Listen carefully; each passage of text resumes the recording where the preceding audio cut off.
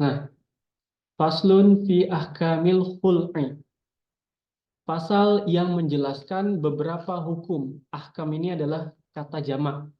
Jadi beberapa hukum yang menjelaskan tentang hukum khul'i, bahasa Arabnya. Biasanya kalau ditranslate ke bahasa Indonesia itu tidak ada, tapi kalau kita menggunakan serapan, biasanya kita menyebutnya hulu. Nah, hulu ini adalah bagian dari yang ada ketika seorang laki-laki dan perempuan setelah menikah. Ini ada nih hukum-hukum tentang hulu. Faslun fi ahkamil khul'i. Pasal yang menjelaskan beberapa hukum tentang hulu. Wa huwa bizamil kha'i. Yang dengan didomahkannya khul'i. Bukan khal'i, bukan khil'i. Nanti artinya bisa berbeda. Al-mu'jamati. Yang mana mu'jam. Mushtaqun minal khal'i bifathiha. Dan juga kho-nya eh, di lafadznya tercetak itu khol'i dengan difathahkannya huruf kho. Ini juga bisa jadi khol'i atau khul'i. Ini sama aja. Yang artinya apa? Wahuwan naz'u. Yang mana artinya adalah eh, mencabut atau mencopot. Nah, ini arti secara bahasa. Nanti akan kita pahami maksud dari khul'i, maksud dari mencabut atau mencopot, menarik, itu maksudnya apa. Nah, dalam artian syara wa syar'an dan secara syara atau secara istilah, khul'u itu artinya apa? Furqatun bi'iwazin maksudin. Adalah sebuah permintaan seorang istri untuk menyudahi pernikahannya dengan apa? Dengan iwaz atau imbalan. Maqsudin yang layak atau yang diinginkan. Fakhrajal khul'u ala damin wa nahwihi. Kecuali khul'u itu darah dan juga sejenis yang tidak bermanfaat. Nah, maksud dari sini apa? Jadi sebetulnya ada hadis Rasulullah SAW yang menjelaskan tentang ancaman bagi bagi seorang istri yang ingin menyudahi pernikahan karena perkara sepele atau karena tidak ada alasan. Ini sering banget nih dibacakan oleh ustadz-ustadz kalau ada ceramah dan sebagainya. Rasulullah SAW bersabda, ayyumam ro'atin salat zaujahat tolak min ghairi ma ba'sin faharamun 'alaiha raihatul jannah. Dikatakan bahwa siapapun istri yang meminta menyudahi pernikahannya dari suaminya tanpa alasan yang benar, maka ia tidak akan mencium aroma surga. Nah, itu inian dari perempuan. Jadi memang perempuan yang dia tidak tahan terhadap suaminya, tapi tidak ada alasan yang memang sesuai dengan syarat Islam, itu bahkan bukan hanya masuk surga, aroma surganya pun itu haram bagi dia. Begitu.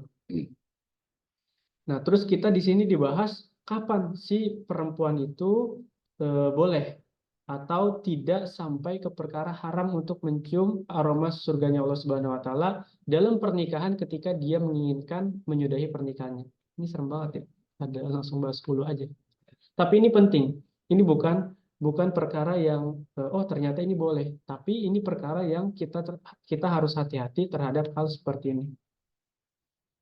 Nah, wa khul'u dan hulu itu apakah jaizun?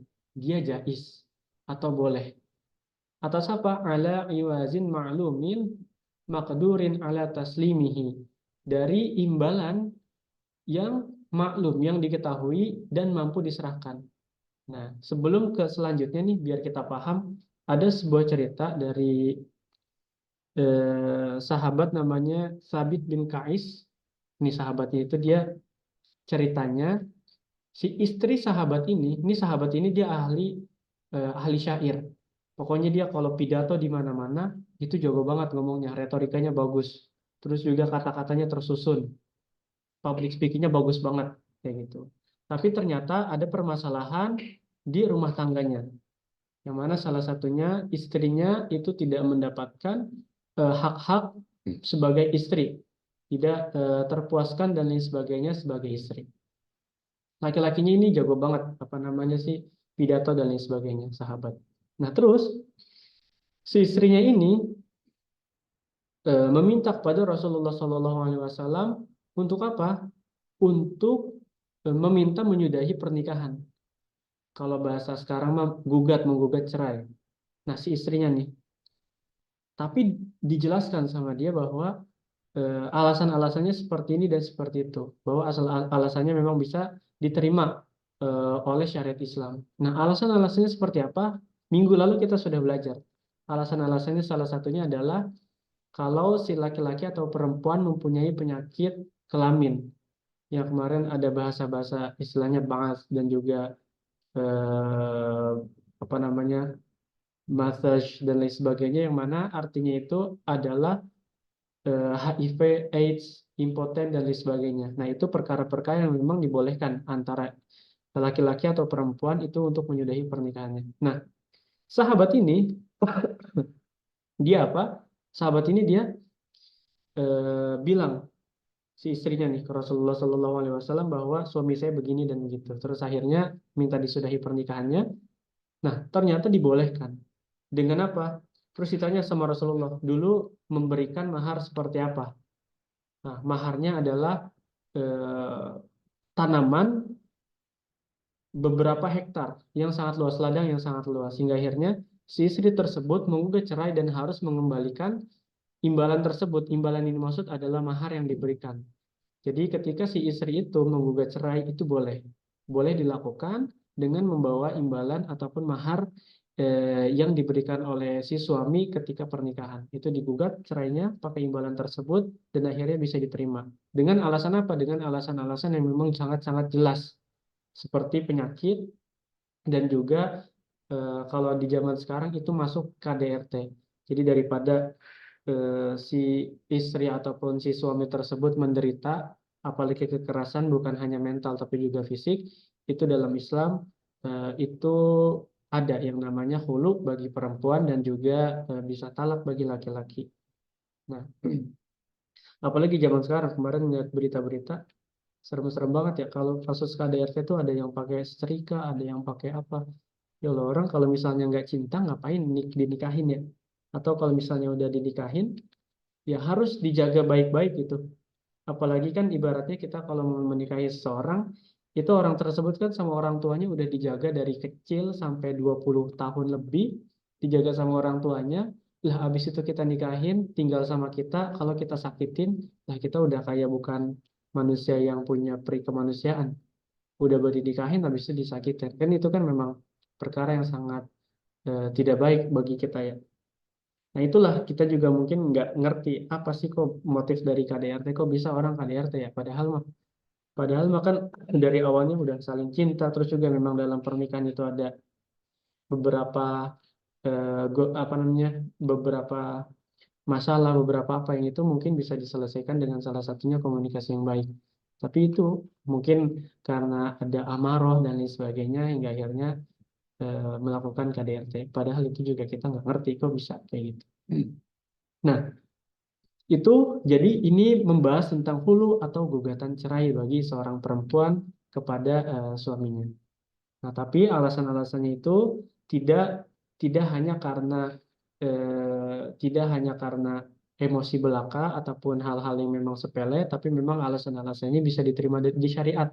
Tadi kita sudah sebutkan salah satunya adalah penyakit dan juga KDRT. Itu salah satunya. Fa in kana ala iwazin mahjulun, dan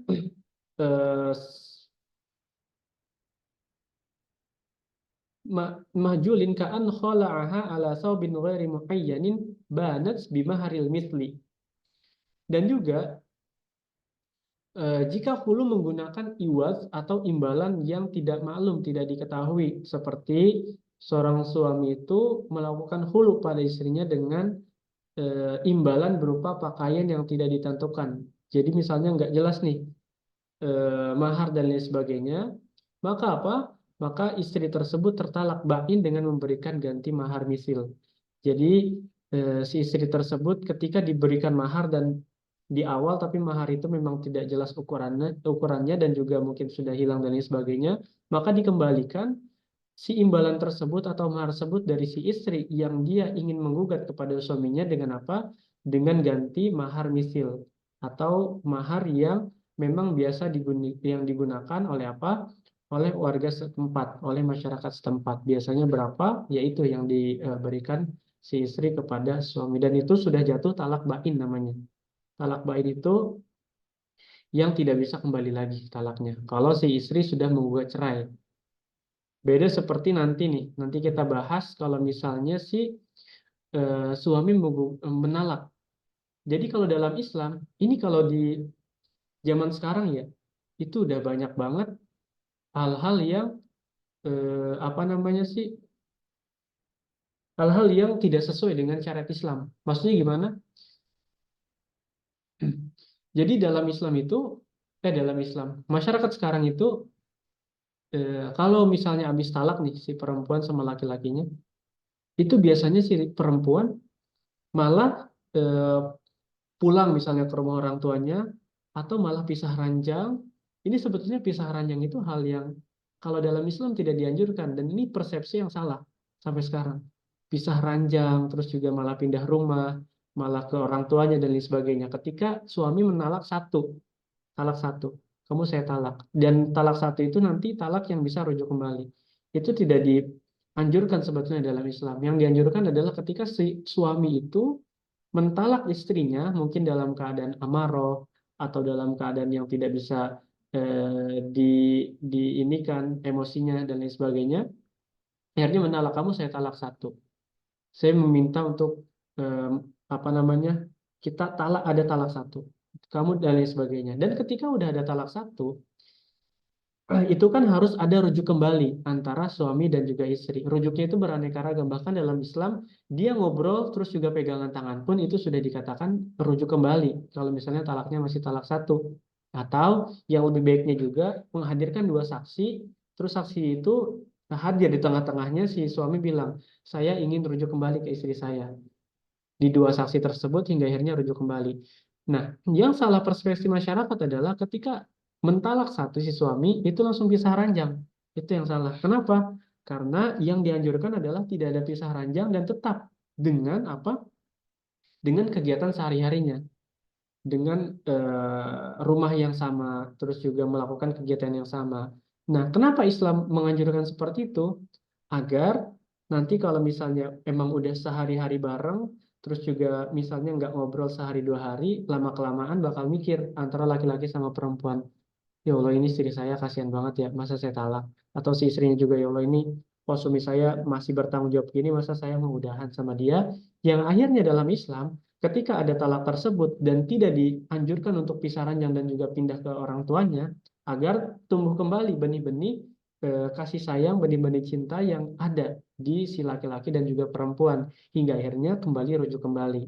Yang mana mungkin perkara emosi, terus juga amarah dan juga salah miskomunikasi dan lain sebagainya, mungkin itu emang hal-hal yang kemungkinan besar bakal terjadi dalam pernikahan. Tapi yang tidak dianjurkan adalah ketika langsung pisah, tidak ada komunikasi, putus, bahkan sampai pindah tempat tinggal, itu kan yang tidak dianjurkan.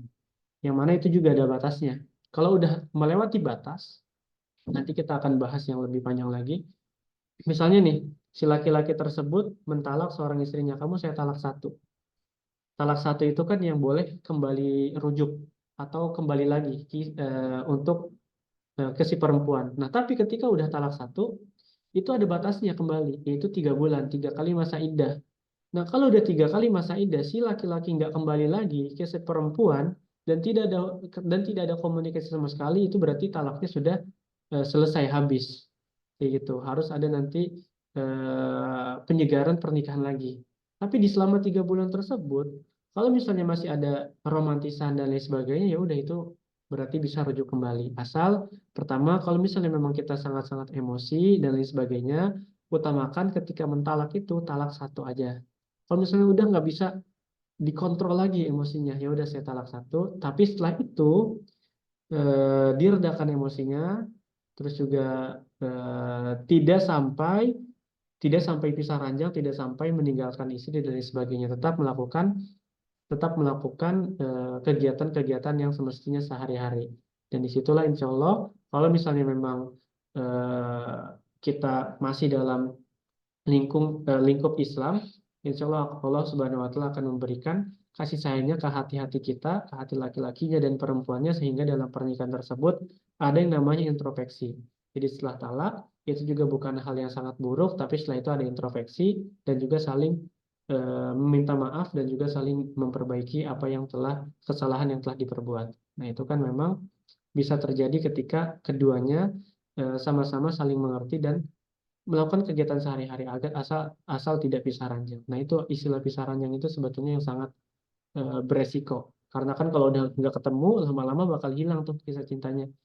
Ah, udahlah, emang udah biasa kayak gini, udah biasa nggak bareng, hingga akhirnya mencoba buat talak yang bain kubro, yang mana talak yang tidak bisa kembali lagi. Itu kan perkara yang kita berusaha untuk diberikan perlindungan dari Allah Subhanahu Wa Taala.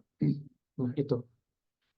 Wal khul'u dan khulu yang tadi kita masih bahas, as-sahihu tamliku bihil mar'atu nafsaha. Khulu itu yang dengan khulu yang sah, khulu itu sah misalnya, maka si wanita tersebut berhak atas dirinya sendiri wala raj'ata lahu, dan si suami tidak bisa kembali. Nah, kalau misalnya yang menggugat cerai itu seorang istri, maka si suami tidak bisa rujuk kembali karena itu nanti haknya itu sudah di istri.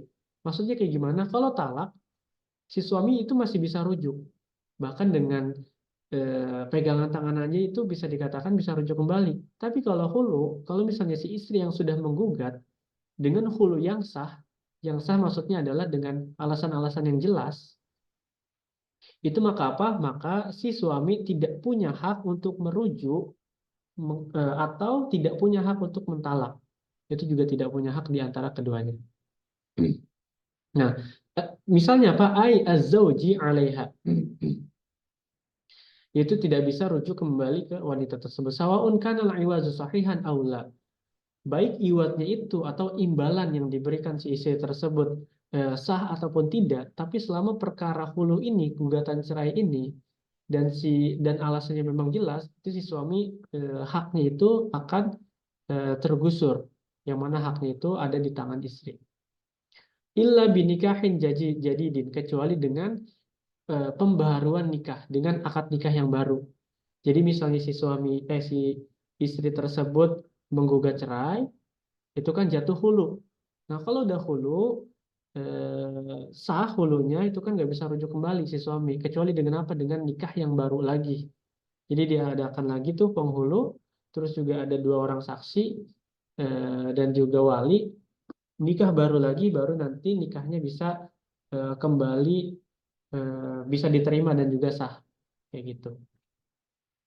Sakitun fi aksarin nusakhi.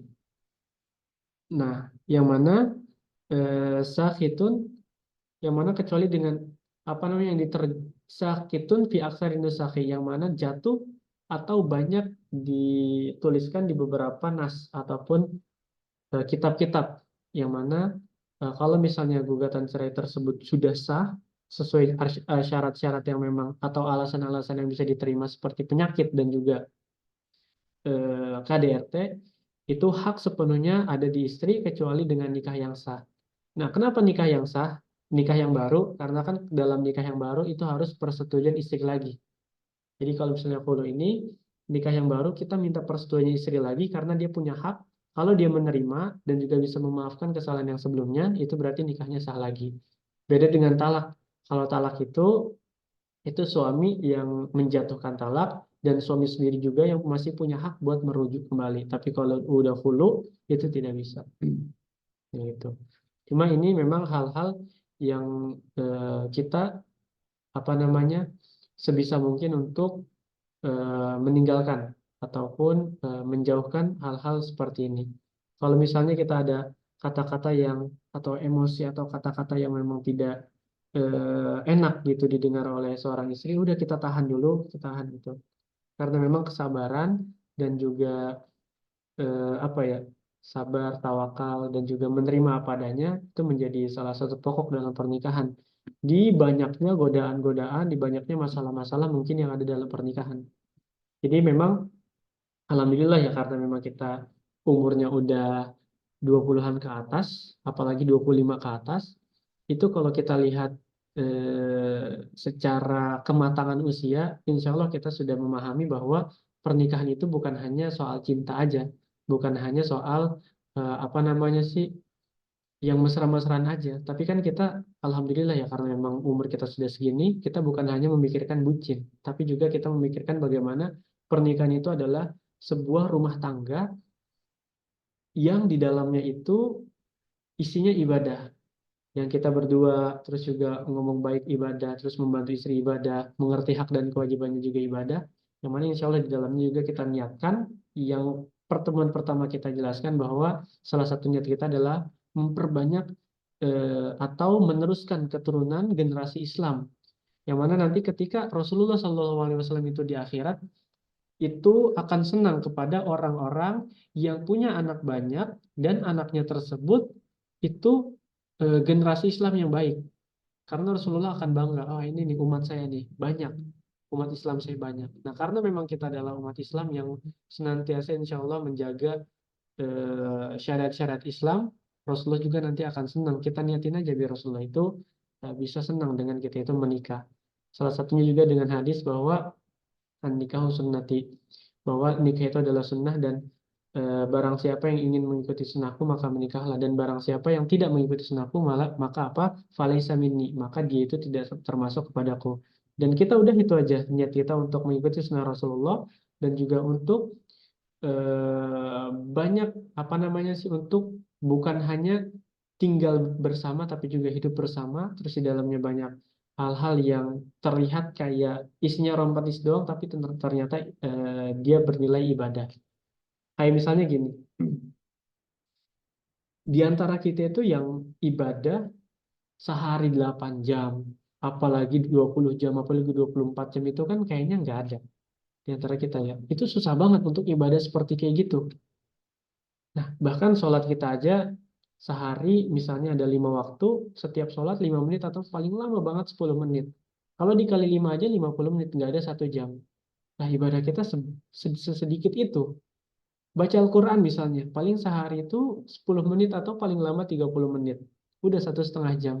Ditambah lagi apa? Misalnya puasa. Oke lah, puasa lebih banyak lagi. Tapi kan nggak setiap hari juga puasa. Ditambah lagi misalnya ada sholat sunnahnya. Itu misalnya 30 menit lah, karena memang sholat sunnah duha, rawatib, tahajud, dan lain sebagainya. Pokoknya taruhlah kita yang paling rajin banget ibadah setiap hari itu 2 jam. Di mana? Di waktu yang Allah berikan 24 jam, kita cuma 2 jam doang ibadah.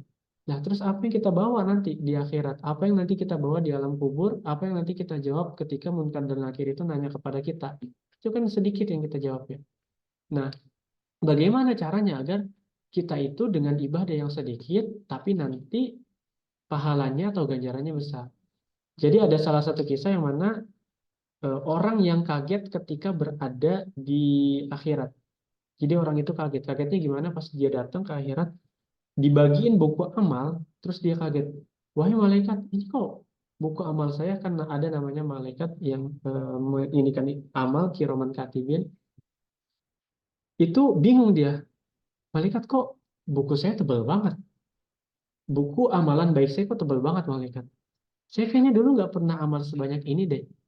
Loh ini kan amalan kamu yang memang kamu dulu laksanakan di dunia. Pas dibuka ternyata itu isinya adalah apa? Pekerjaan-pekerjaan dunia yang ternyata dinilai ibadah. Kayak gitu. Jadi kalau misalnya kita memang ibadahnya cuma sedikit, pekerjaan dunia, apa sih pekerjaan dunia? Kerja, terus juga misalnya yang sudah menikah, komunikasi sama istri itu kan memang pekerjaan dunia. Itu nggak ada, kalau kita berpikir secara logika, mana akhiratnya? Orang dunia kita kerja terus di depan mesin, di depan komputer, terus juga pulang pergi, terus juga nanti imbalannya gaji. Tapi kalau kita niatkan, ya Allah saya niatin buat cari nafkah buat keluarga. Itu yang kerja 8 jam, itu jadinya ibadah. Ibadah kita yang cuma 2 jam paling lama sehari, itu ditambah 8 jam lagi, itu 10 jam. Belum lagi nanti kita bertemu Misalnya kalau sudah berumah tangga bertemu istri ataupun nanti bertemu anak, membuat bahagia istri, membuat bahagia anak, menjadi seorang yang tanggung jawab terhadap istri dan anak dan lain sebagainya. Insya Allah itu selama puluhan jam setiap harinya kita mendapatkan ibadah, sehingga semoga kita termasuk di akhirat nanti menjadi orang-orang yang ternyata amalan ibadah kita, yang ibadah kita pas-pasan, tapi ternyata tebal sekali amalan kebaikan kita. Karena apa? Karena perkara-perkara dunia yang ternyata dinilai dengan apa? Dengan perkara akhiratnya Allah Subhanahu wa taala, kayak gitu.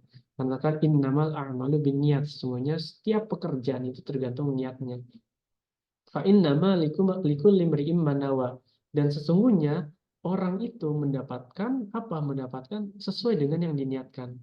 Kayak gitu. Ini hadisnya ketika pada waktu itu hijrah ke Madinah. Ada orang yang hijrah niatnya buat Islam, ada orang yang hijrah niatnya buat perempuan, ada hijrah yang buat mencari keuntungan. Orang yang hijrahnya dapat pengen nyari perempuan, ya udah dapat perempuannya tapi tidak dapat amalannya. Padahal hijrahnya itu udah berjam-jam jalan dari Mekah ke Madinah. Yang niatnya buat dapat keuntungan duit, ya udah dapatnya cuma duit doang, tapi nggak dapat makna hijrahnya dari Mekah sampai Madinah. Tapi yang niatnya tulus buat hijrah Islam untuk kemenangan Islam dari Mekah sampai Madinah, itu dia mendapatkan makna hijrahnya, mendapatkan uangnya, mendapatkan istri dan lain sebagainya. Ada juga salah satu kisah, ntar sebelum kita lanjutin ke pembahasan terakhir mengenai khuluk. Ada orang lewat, ini di kitab Duratun Nasihin kalau nggak salah. Tuh orang lewat di depan bukit. Bukitnya tinggi banget. Di apa namanya sih? Di Arab itu kan banyak perbukitan ya, nggak kayak di Indonesia yang bukitnya banyak gunung. Kalau di sana banyak perbukitan, bukitnya bukit pasir. Itu kelihatan tandus dan juga kelihatan tuh tingginya, terus juga besarnya itu kan jelas banget kelihatan. Orang itu lewat terus bilang, saya nih kalau misalnya punya emas, itu bilang dan juga ikhlas banget bilangnya, emas sebesar bukit ini nih, saya langsung berikan semuanya ke orang miskin dan juga anak yatim. Niatnya seperti itu. Tapi tulus banget, ya Allah, saya kalau misalnya punya emas sebanyak bukit ini nih, saya mau kasih fakir miskin sama juga anak yatim. Nah, ternyata itu dinilai langsung sama malaikat dan ditulis. Karena apa? Karena niatnya sangat-sangat baik dan juga tulus dan juga ikhlas. Itu baru niat, apalagi ketika kita melakukannya. Nah, itu kan luar biasanya niat. Kalau ini ada perbedaan ketika niat itu baik dan juga niat itu buruk. Kalau niat kita baik, cuma niat aja nih, insya Allah itu sudah bernilai pahala dari sisi Allah Subhanahu Wa Taala. Kalau niat kita buruk, kalau niat kita buruk, itu misalnya ada seorang yang bilang, ah, saya mau mabuk lah akhir pekan. Niat nih dari hari Senin misalnya, dari Senin niat akhir pekan saya mau mabuk. Itu belum dicatat sama malaikat. Hari Selasa Rabu dia udah mempersiapkan tempatnya, teman-temannya, lokasinya apa yang mau diminum. Dia mempersiapkan dari Senin sampai Sabtu. Sampai hari Minggu akhirnya udah siap semua tuh dari Senin sampai Sabtu, malaikat belum nyatet karena dia belum melakukan. Itu apa? Malaikat dengar tahu, bilang ke Allah Subhanahu, ya Allah, ini dia mau mabuk nih hari Minggu, gimana nih? Jangan dicatat dulu.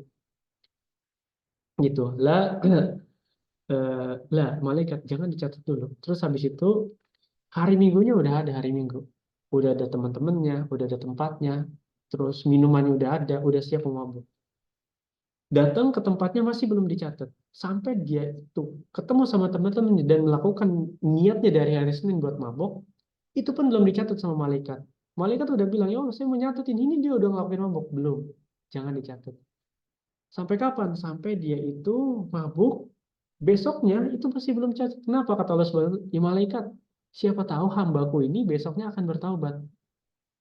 Nah, sampai besok-besoknya nggak bertaubat dan dia melakukan kesalahannya kembali hingga akhirnya baru dicatat. Nah, di sini hikmahnya apa? Itu perkara yang buruk, itu Allah Subhanahu wa taala masih ngasih kesempatan kita, bahkan bukan ketika kita melakukannya, tapi kita setelah melakukannya pun masih dikasih kesempatan buat apa? Buat bertaubat oleh Allah Subhanahu wa taala. Itu nggak dicatat. Tapi apa? Tapi perkara kebaikan kita baru niat aja itu udah insya Allah dicatat oleh Allah Subhanahu wa taala, oleh para malaikat, apalagi nanti kita lakukan kebaikan-kebaikannya.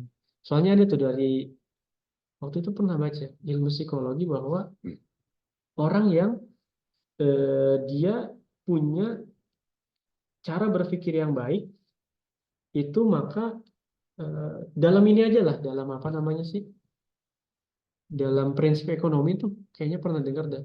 Ini kalau kita dari referensi dunia ya, dia bilang kalau misalnya kita berpikir mindset orang kaya, yaitu kita akan menjadi orang kaya. Nah, itu dari perkara dunianya seperti itu. Sama perkara akhirat. Kalau kita mindsetnya, wah, insya Allah nih, saya bakal jadi seorang kepala rumah. Ini kan karena bahas pernikahan ya, saya akan jadi kepala rumah tangga yang baik gitu. Insya Allah nih, saya mah bakal jadi ayah yang baik. Insya Allah saya akan menjadi anak yang tetap berbakti kepada kedua orang tua dan lain sebagainya. Itu dari mulai pikiran kita yang nanti dikaitkan dengan hati kita, yang mana nanti terhubung dengan niat, itu insya Allah. Untuk ke depan-depannya, itu kok kita kayak ngejalaninnya mudah dan juga aku kebaikan terus yang kita jalanin. Kenapa? Karena dari niatnya tersebut. Nah, itulah yang dibahas di sini nih.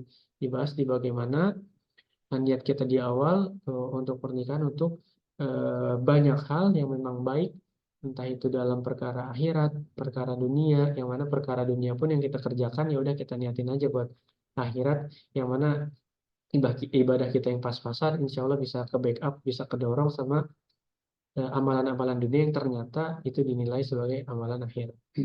Gitu. Wa yajuzu al-khul'u. Ini kita kembali lagi ke pembahasan khulu'. Ini masuk teori nih.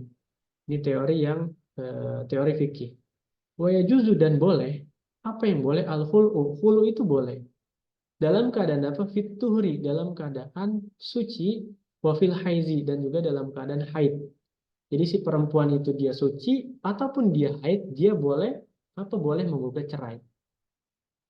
Wala yakunu haraman. Nah, apa namanya sih? Dan hulu itu tidak menjadi haram ketika seorang perempuan itu suci ataupun haid. Nah, kenapa? Karena dia berbeda dengan apa? Wala yakhlaqul mukhtali'atal tolak. Karena berbeda dengan ketika tolak. Kalau misalnya si suami ingin mentalak si istrinya, ini karena Islam sangat-sangat menjaga untuk perceraian, untuk menjaga agar si suami istri ini tidak bercerai dan para setan dan juga iblis itu berpesta pora karena perceraiannya seorang suami istri. Bahkan ketika mentalak aja itu nggak boleh si istrinya dalam keadaan haid. Eh, tidak boleh dalam keadaan suci. Dalam keadaan suci itu nggak boleh dicerai. Nah, kenapa? Karena ya itu yang kadang tidak bisa masuk logika. Misalnya misalnya ada seorang laki-laki, ada seorang laki-laki di luar sana mau mentalak si istrinya. Aku ingin mentalak kamu. Terus istrinya bilang aku dalam keadaan suci. Ya nggak boleh berarti. Batal talak itu dalam talak. Berarti harus nunggu dulu si istrinya haid. Kenapa? Karena nanti akan ada permasalahan ketika si istri tersebut mulai ada jabang bayi atau di rahimnya itu mulai ada inian apa namanya anak yang nanti akan lahir, dan itu kan masih ada perkara yang akan membingungkan. Jadi kalaupun ada orang yang akan mentalak itu nggak boleh ketika dalam keadaan suci, bolehnya dalam keadaan haid. Yang mana kalau haid kan tidak ada hubungan badan antara laki-laki dan perempuan.